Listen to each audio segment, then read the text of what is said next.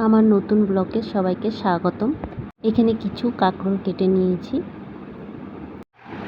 আর কাটছি কিছু মিষ্টি কুমড়োর ডুগো। এগুলো ডুগো আমাদের গাছে।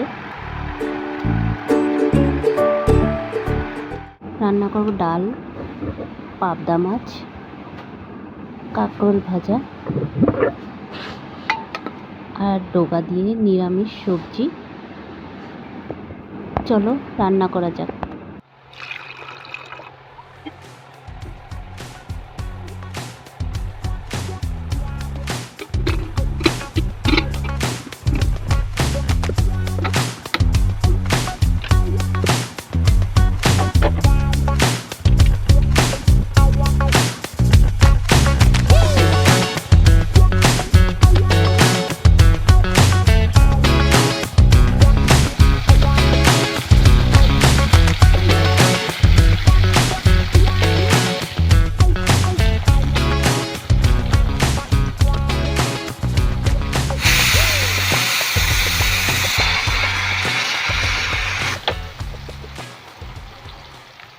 তো তোমরা দেখতে পাচ্ছ আমার কাঁকরোল ভাজি হয়ে গেছে।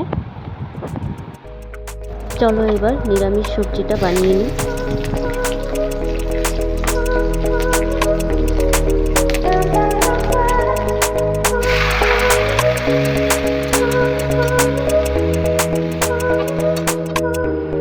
সবজিটা হয়ে গেল, পাবদা মাছটা হয়ে গেল।